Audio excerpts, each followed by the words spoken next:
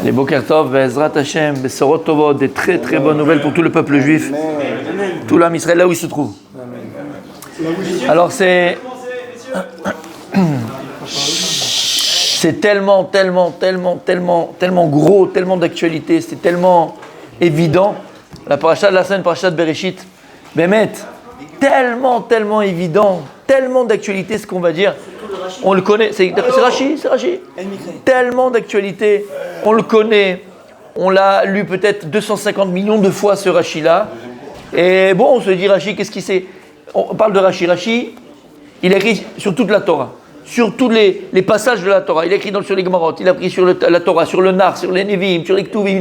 Il a écrit sur tout, il n'y a pas eu comme Rachi. Et on se dit, sur tout, Nevim, Ktuvim. Et donc on se dit, mais maître, Rachi, montre-moi entre guillemets ce que tu es capable. Premier Rachi de la Torah, ça doit être un truc de dingue, un truc de fou. Il nous dit quelque chose qui nous paraît bon, bah c'est pas. L'Odama, c'est pas quelque chose. Regardez bien. Bereshit, bara Elokim et Hashem et Haaretz. Omer Rachi. Amar Rabbi Yitzhak. Il commence par l'enseignement de son papa. Lo hayat tzarich le'atril et haTorah ela mi'achodesh selachem shehi mitzvah rishona shetava ba'Yisraël. Il a Torah milashon ora. Torah, le langage de Torah c'est ora, c'est éclaircissement. Non, pas qu'enseignement. Ora, c'est un ordre. Voilà, c'est des ordres. Ce sont des mitzvot. Donc la Torah milashon ora sont des ordres. Tu aurais dû commencer la Torah par des ordres, par du mitzvah. Et la première mitzvah de la Torah c'est quoi? Rosh Chodesh. Donc il dit Rashi, on aurait dû commencer la Torah par la mitzvah de Rosh Chodesh. La Torah c'est pas des Sipurim. On commence Bereshit bara Elokim et Hashem et Haaretz. On a comment Dieu il a créé le monde, le ciel, la terre, d'accord, les astres, les lama. Si tu commences, si tu commences Torah Lashon Hora, ce sont des ordres, des ordonnances. Bah, dis-moi les ordres. 1, 2, 3, 4, 5. Premier ordre, Rosh Chodesh. On connaît tous Rashi. Rashi nous dit Uma Ta'am Patar Bereshit. Alors pourquoi Kadosh Baruch Hu s'est forcé de commencer par Bereshit bara Elokim? Pour te parler de la création de la terre, du ciel et de la terre, donc la création du monde matériel. Mishum koach ma'asav igid la'amo. La tête laem nachalat goim. Teilim, il dit David Amelech, koach ma'asav igid la'amo. La puissance et la force de la création, il l'a raconté à son peuple. La tête laem nachalat goim, pour leur donner l'héritage des peuples. De quoi il parle David Amelech? She'im yomru umot ha'olam l'Israël, listim atem. Si maintenant, je suis dans Rashi, c'est Rashi. Le Teilim, c'est Rashi. Shim yomru mot ha'olam l'Israël listimatem. Si maintenant les nations du monde viendront vous voir à l'ONU, 4e résolution, 250e résolution contre Israël, et qu'est-ce qu'on nous accuse? Vous êtes des voleurs, vous êtes des colons, vous avez colonisé la terre d'Israël. Hein, il a dit comme ça encore là, tu entends les journalistes. L'armée coloniale d'Israël à Gaza, l'armée coloniale d'Israël. Et donc, c'est les nations du monde, une après l'autre, résolution à l'ONU. Il n'y a pas eu un pays qui a reçu le plus de résolutions dans l'ONU, d'histoire de l'ONU. Lama, parce qu'on est des voleurs.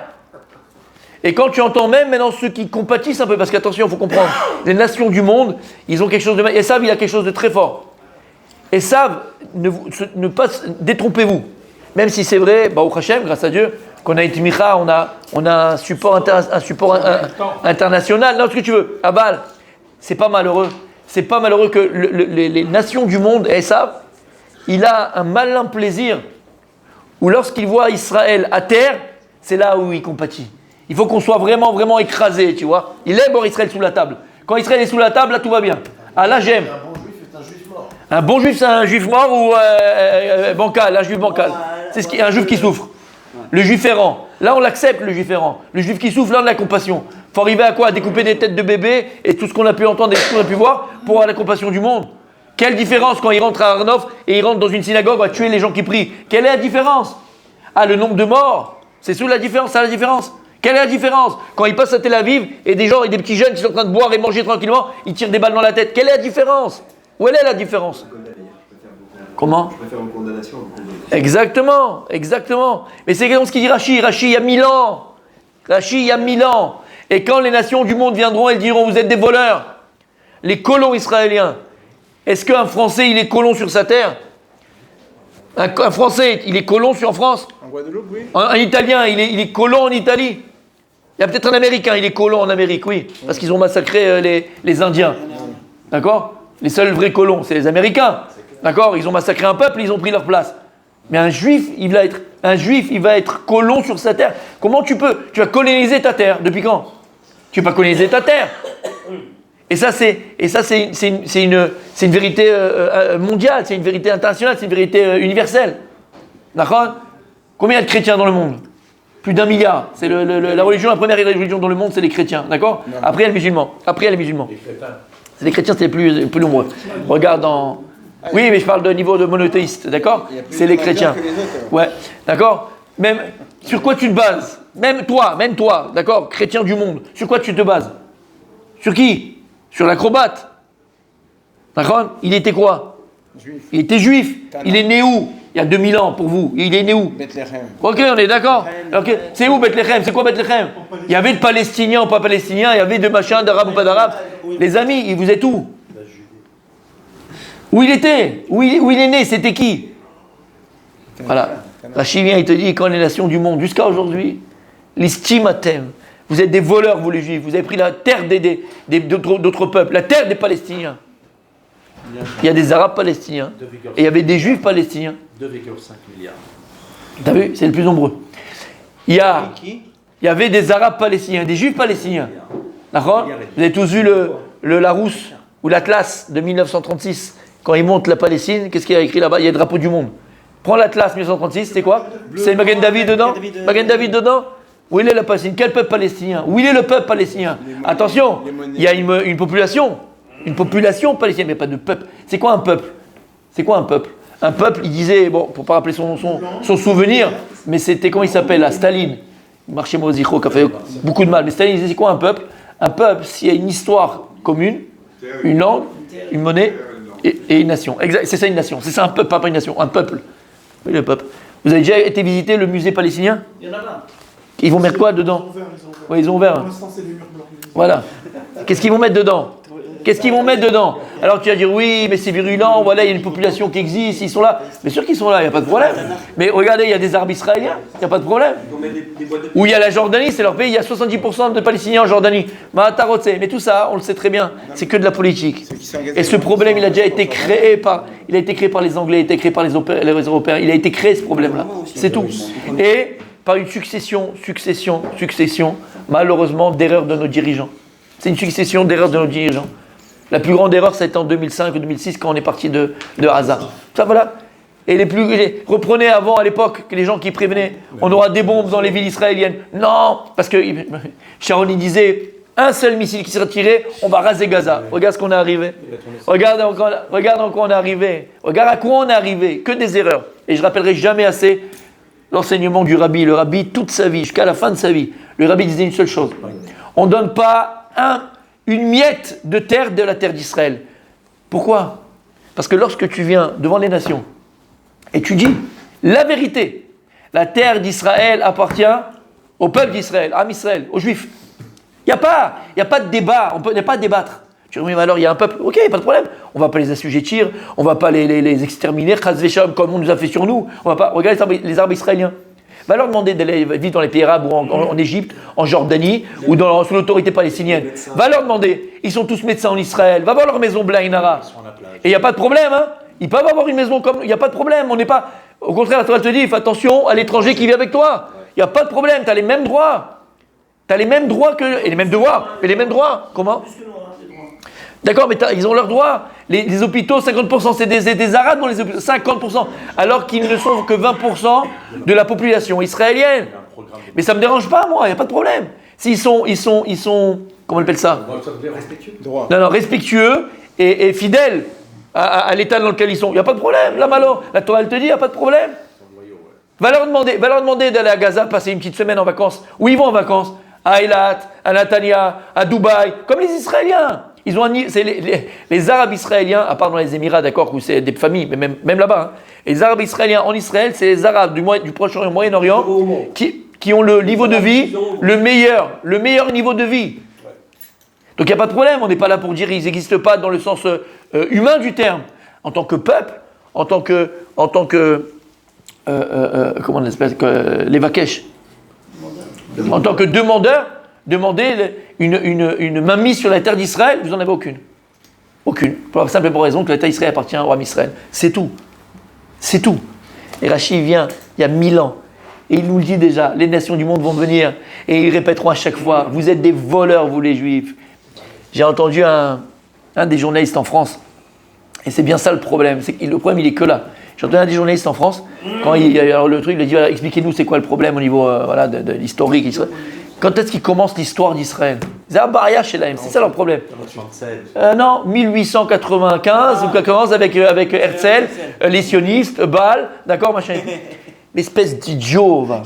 Si tu commences en 1895, d'accord, avec les sionistes et machin qu'on a... Alors, effectivement, le type, quand on entend ça à la télé, qu'est-ce qu'il pense? Que les Juifs sont des colons, parce qu'ils n'ont aucun rapport avec cette terre-là. Et là, je suis tout à fait d'accord. Mais espèce d'idiot, pourquoi en 1917 déjà, avec la dégradation Balfour, d'accord, les nations déjà du monde ont déjà pensé à donner un foyer juif en terre d'Israël.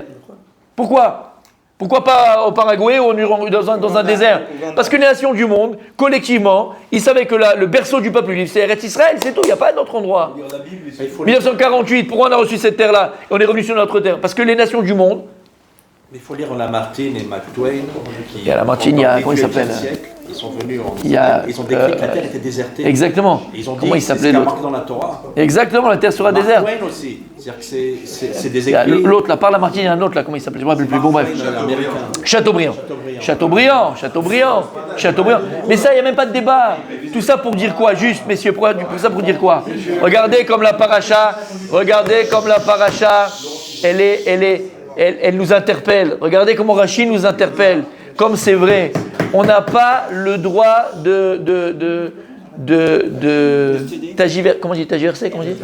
tergiverser sur ce sujet. Il n'y a pas. Comme je disais, le rabbi disait, on ne donne pas une parcelle de terre d'Eretz Israël. Et quand tu viens et tu dis aux nations, la terre d'Israël appartient au peuple d'Israël, au peuple juif, dans sa totalité, c'est une vérité qui est vraie. Et il dit, c'est là où tu seras respecté. Et lorsque tu commences à baisser ta culotte, excuse-moi du terme, à vouloir jouer et commencer à discuter avec des terroristes, regardez les liesses qu'il y a eu dans les pays arabes, soit même en France. Et écoutez bien ce qu'on va dire maintenant, d'accord? Il y a l'ancien ministre des Affaires étrangères français, une pourriture, d'accord? Et De Villepin aussi, d'accord? Et De Villepin, une pourriture, qui met dos à dos, d'accord, le Hamas avec Israël après ce qui s'est passé avec l'armée d'Israël, d'accord? Habibi, je vais te dire qu'une seule chose. On a tous de la famille en France, donc on ne le souhaite pas, et je vais lui dire encore plus ça.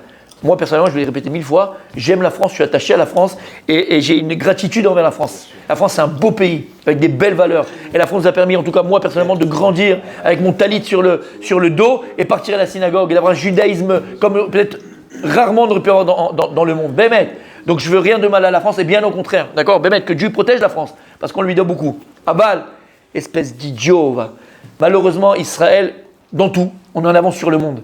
Que ce soit dans le bien ou dans les catastrophes. Quand on disait, attention, ça va arriver en France maintenant, les coups de couteau dans la rue avec Allah Akbar, un Français, il peut sortir dans la rue, on le décapite. Tu aurais pensé à une chose pareille? Continue, dans les écoles, dans les machins. Continue à parler comme ça d'Israël, quand il y avait des coups de couteau en Israël, les attentats en Israël. Oui, mais vous comprenez, vous oppressez les Palestiniens, tout ce que tu veux. Il y a des Palestiniens en France. Il y a des Palestiniens en France, Rabibi. Il y a quoi le problème? Il y a des cités avec des fanatiques.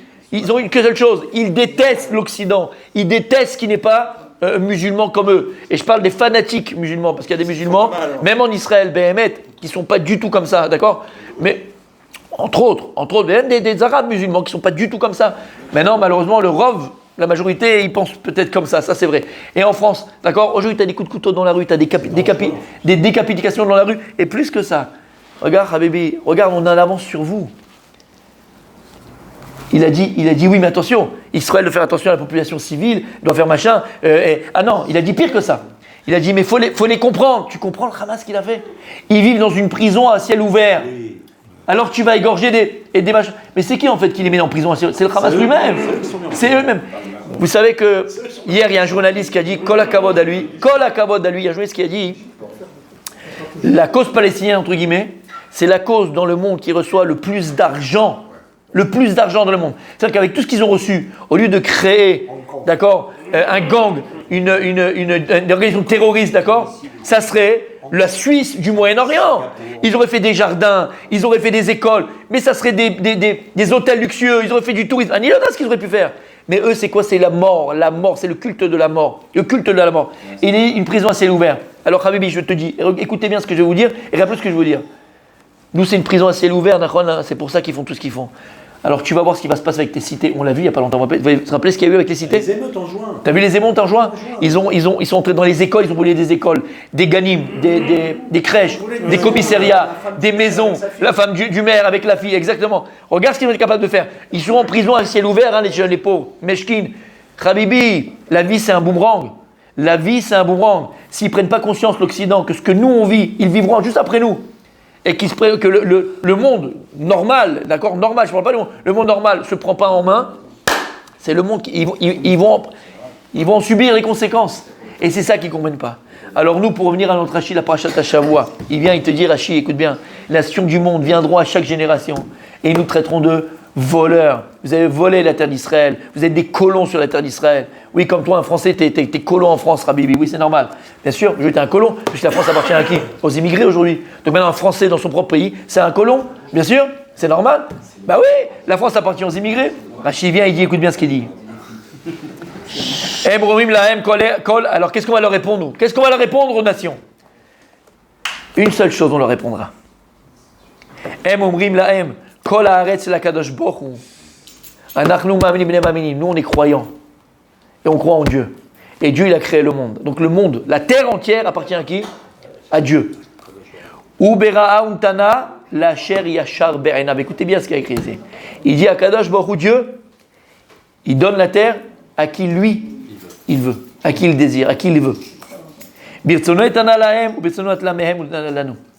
Avec sa volonté, il leur a donné à ces peuples-là qui étaient avant, à Chivi, à Iboussi, à Gigashi, à Teknani et toutes ces choses-là. Il a donné à ces peuples qui étaient là, et après il nous a donné à nous. Mais de la même manière, attention, et là il y a quelque chose sous-jacent qui est écrit dans Rashi. Dieu, la terre lui appartient. Et Dieu décide à qui il donne la terre d'Israël. Toutes les terres en vérité, mais la terre d'Israël. Comme il l'a enlevé des nations qui étaient à cette époque les Knaanim, il l'a donné à Israël, ça veut dire que ce n'est pas quelque chose d'acquis la terre d'Israël. Où il y a écrit, il y a des conditions. Et c'est pour ça qu'il a écrit même que la terre d'Israël, elle vomit ses habitants. Elle a vomi les Knaanéens. Mais c'est vrai pour tout le monde. Et malheureusement, il y a 2000 ans, il nous a vomi la terre d'Israël. Et il nous a vomi pourquoi? Alors on a eu 2 fois, 2 exils. 2 fois le temple a été détruit.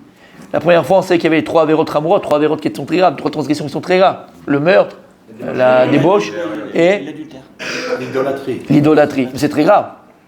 Malgré la gravité, il dit le Rav Dessler, ce sont des avérotes de Tahava. À l'époque, il y avait une Tahava de l'idolâtrie. Il y avait une Tahava, des femmes, bien sûr, jusqu'à aujourd'hui, malheureusement. Et une Tahava aussi du meurtre. Tahava de tuer. Une Tahava, elle a une fin. Si tu as maintenant un désir, avant où tu vas assouvir ce désir-là, tu n'as plus les tsaras, à ce moment-là en tout cas. Donc en vérité, il a une fin. La Tahava corporelle, le corps, il a une fin. Donc il dit, c'est pour ça qu'Akadosh Baruch Hu, il a donné une limite à la galoute. La première exil, 70 ans. Mais le deuxième, Habibi, qui est le pire que tous. Le pire que tout. Le dernier, c'est le qu'on est en train de vivre malheureusement encore, mais qui va s'achever. Là, ce Shabbat, on entend avant Shabbat, le son du chauffard va être attaché. Aval, c'est à cause de la haine gratuite. Et la haine gratuite, il vient à cause de quoi? Il dit Rav Dessler. Il vient à cause du kavod, de la gahava. Gav tanim, on est tous orgueilleux. Comme tu parles à moi, qui je suis, comment, pourquoi. Et tu vas me dire, bon, d'accord, non, d'accord, quand tu fais le kik à la synagogue, pourquoi on ne m'a pas fait monter aujourd'hui, pourquoi tu ne m'as pas fait ceci, pourquoi tu ne m'as pas fait cela. Quand tu fais le kik et le bli de la synagogue, ça s'appelle du kavod. Ça s'appelle du kavod. Lorsque tu veux chanter plus que l'autre et tu fais la tacharou dans un shir Moshe, parce que l'autre il chante plus fort que toi, ça s'appelle du kavod, ça s'appelle la gahava. Le dernier, dit Rav Dessler, c'est à cause de la sinatrinam, la haine gratuite. C'est pour ça qu'il n'y a pas eu de fin. Le kavod, mon tzaddik, l'orgueil, elle n'a pas de fin. Le gars, il est capable de mourir pour son orgueil. Mourir pour son orgueil. Alors, mes amis, Kadosh Baruch Hu, il ne nous a pas encore dit notre terre, entre guillemets, complètement, puisqu'on n'a pas encore. Mashiach, il a commencé. Il a commencé, puisqu'il y a le retour d'Israël sur sa terre. Et les nations, c'est ça qui a surpris les nations. Comment ça peut dire? C'est le juif errant. C'est fini. Les chrétiens s'appellent le nouveau Israël. C'est nous le nouveau Israël. Comment c'est possible qu'Israël, l'ancien peuple, pour eux, l'ancien peuple d'Israël, retourne sur sa terre? Ah bah ouais, mon gars. C'est qu'il y a un bug dans vos histoires. D'accord? On est oui sur notre terre. Seule chose, et on ne répétera jamais assez, pour garder la terre d'Israël, pour permettre à nos soldats d'avoir la victoire complète, et que Kadosh vous les protège, qui protège tout l'âme Israël, tout le peuple juif, là où il se trouve dans le monde. Une seule chose, messieurs, une seule chose, comme c'est beau de voir. On disait, d'abord je termine ma phrase, c'est tellement beau de voir là, il y a tellement de belles images qu'on montre pour une fois qu'on ne tape pas ni sur les religieux, ni sur les Torah, dans les télévisions israéliennes, Baruch Hashem, mais on voit des belles images, et on montre ces images-là, entre religieux ou pas religieux, qui s'embrassent, qui se machin, c'est merveilleux, et l'entraide, il n'y a plus de différence dans rien, c'est merveilleux, et pour amener du srout, c'est vrai malheureusement que pendant cette rêve partie, il dansait autour de Bouddha, tout le monde l'a vu, d'accord? Il y avait ce gros Bouddha, d'accord? Et c'est, comment tu veux qu'Hachem m'y protège? Il y avait un gros Bouddha au milieu de la truc, où il y avait le DJ, et il dansait autour. C'est vrai, c'est horrible, ça fait de la peine quand tu vois ça, c'est nos frères, nos sœurs. Aval. Badek, ils ne savent même pas ce qu'ils font. Ils savent même pas ce qu'ils font. Mais plus que ça, il y a une... Oui, mais nous, ça nous interpellait. Ça doit nous interpeller, malgré tout. Des photos, bien sûr. Malgré tout, ça nous interpellait. Comment tu mets un Bouddha le jour de Simchat Torah et tu danses autour? C'est grave. Aval. Ce que je dis ici, juste regardez, il y avait une vidéo malgré tout où ceux qui ont survécu dans cette horreur, et c'est une fille en tout cas, je ne sais pas avec qui elle est, avec plusieurs, et ils se cachent derrière un petit buisson, derrière un arbre à un moment donné, tout ça, et tu vois qu'ils sont en train de pleurer, ils sont en train de pleurer, ils savent pas ce qui se passe, tu entends des tirs autour. Elle est là, et tu l'entends dire Shema Israël, Hachem, le Hashem Echad.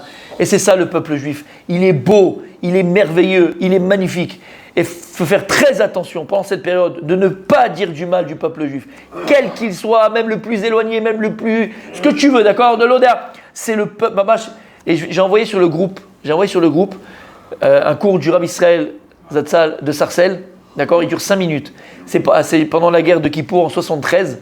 Écoutez-le ce cours. D'abord, il est prophétique, mais en plus, regardez à la fin comment il parle du peuple juif, comme c'est merveilleux, comme c'est beau. Écoutez-le, je vous l'ai envoyé, c'est merveilleux, c'est magnifique.